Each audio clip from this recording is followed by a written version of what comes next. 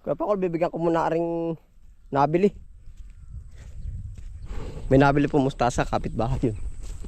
Sumigaw.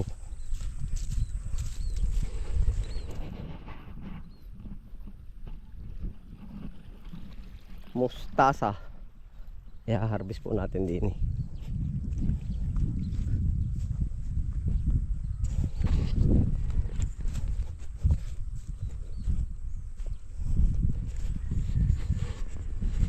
Yari po mustasa.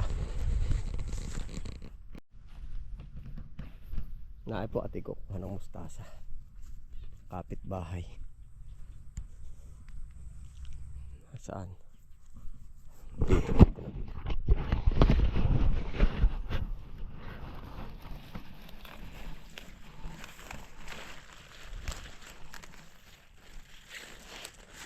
Isang kilo. Estimate na lang po natin.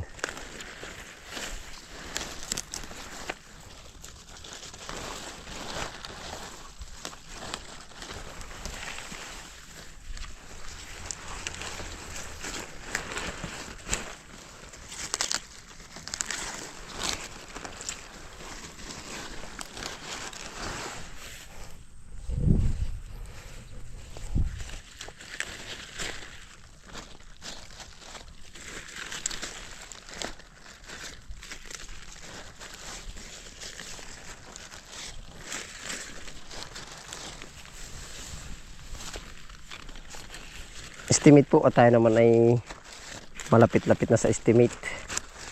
Gawa ng madalas po tayong mag-ano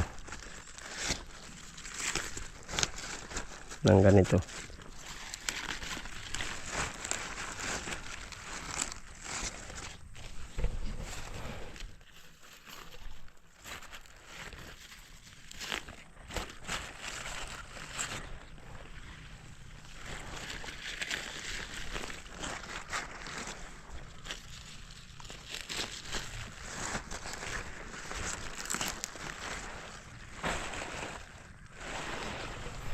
Pare po, yan oh, 70.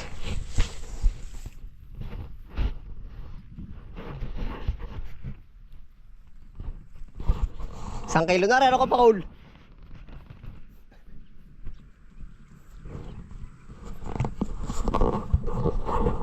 Isang kilo ano?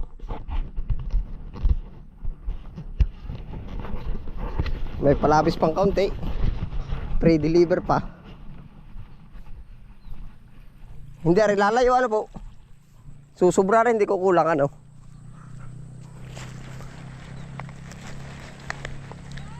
Oh. Ilan po? Ilang kangkong? 10 na lang. Ilan po? Oh. Kangkong daw. Kukuha natin.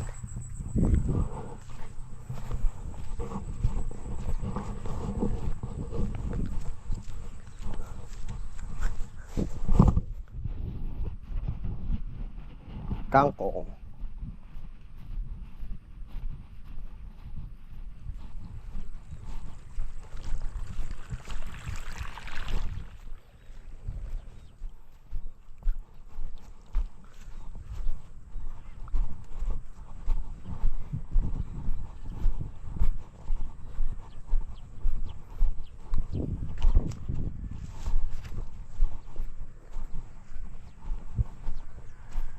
Additional kangkong daw po.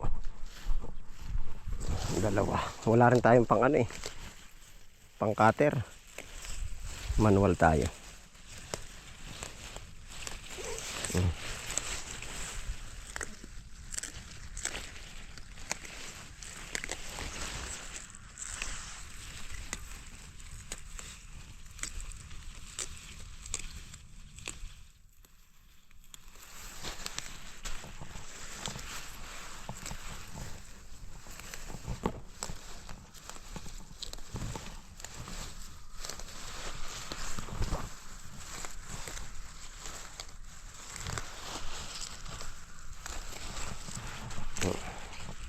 Sa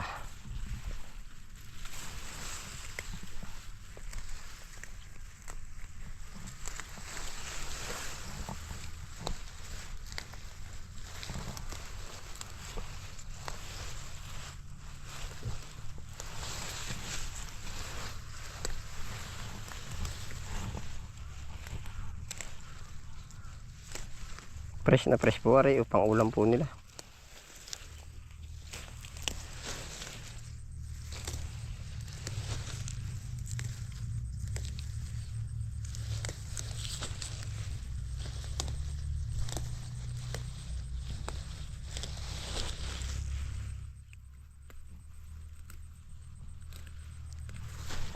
Oh.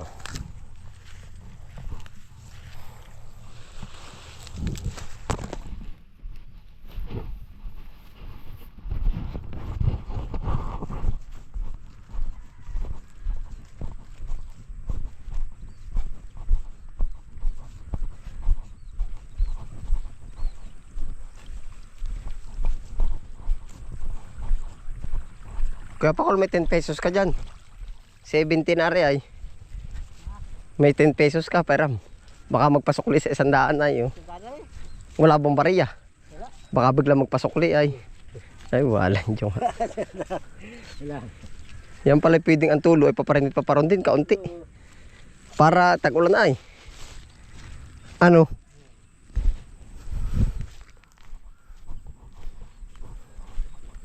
Deliver. Sa kapitbahay.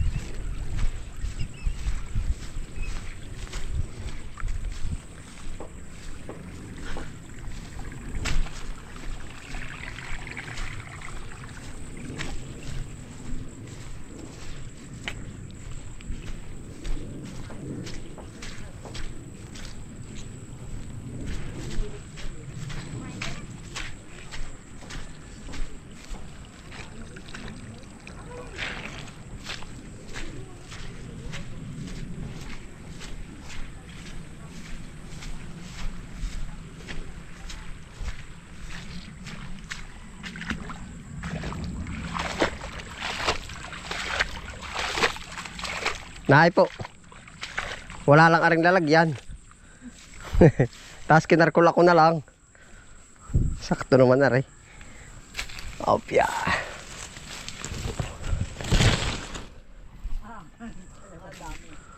Oo. Nahay pala si Nanay Hining. Saan po ba rin lalagay? Ay, maputi ko yung lari. Oh. Ari pong ano? Yeah. Ay, maputik. 70. 90. Dapat yung grass cutter yung iagardi. Oo. Nagamas ng grass cutter. Oo, at saka nga yung kabila, pagkasukal naman ay. Walang aabutin bagi. Salamat po. Okay.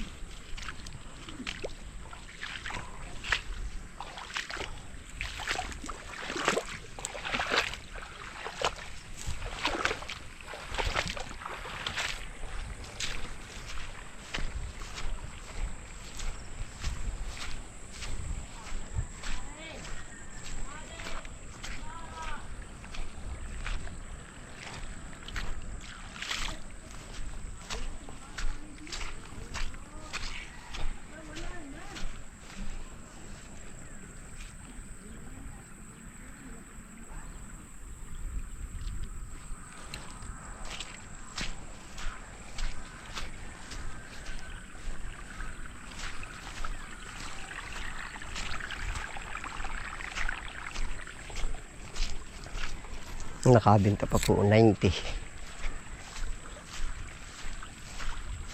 Ari po yung ating kangkong tubig. Oh. Marami na rin po na harvest. Siguro ay ang tawag dyan. Update po din sa kangkong tubig natin. Marami na rin po na harvest pero sa damo po siya na ano, natalo. Oh. Nasambot po naman yung naging puhunan. Pero siya ay natalo ay sa damo. Oh. Gaya nga po nasabi ko sa inyo, yung chicken manure pag siya nilagay mo, matagal mapapakanabangan, andyan pa rin po yun. Kahit ganyang kakapal ang damo niyan. Makakain siya pero hindi malalahat. Makukondisyon ang lupa. Oho. Ari-ari ni pampataba. Ano ka pa, Kul? Yung ipot. Kinutsara mo na. Para umiga ano. Siya nga. Yan ay tama yan.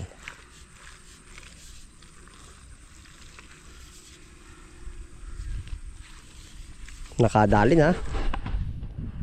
90. Ayos din ano sa kapitbahay. Yan po ang update din sa ating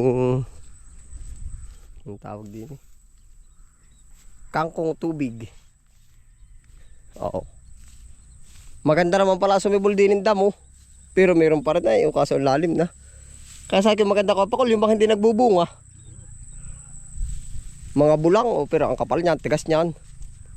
Ma-spray na rin pala sana ho yan ng lapat. Lapat na lapatan, tama pa ng lupa. Oh. Kitang kita ay. Yan, ito po. Mga kangkong pa rin yan.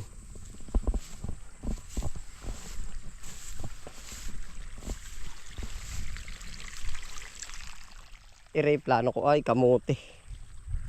Kamuting patalbusan dito. Tapos nagpaplano din tayo dito magawa ng kunting silungan. No?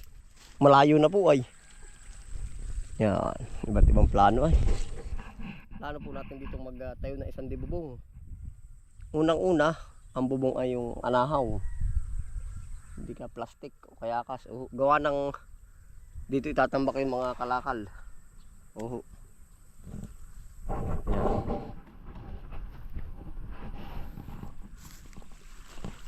Diyan sa isang pinitak na yan. Nagagapangan na po ay yan.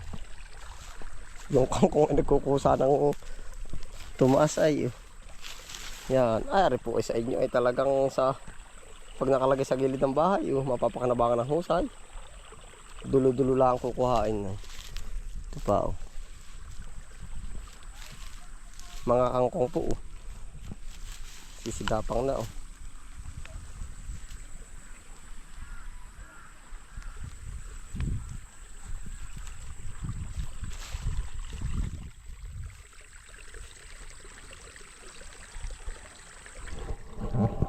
Ayan na po ang update sa ating kangkungan. No? Ayun, salamat po sa inyong pagsama. Ingat po lahat. Happy lang po. Bye.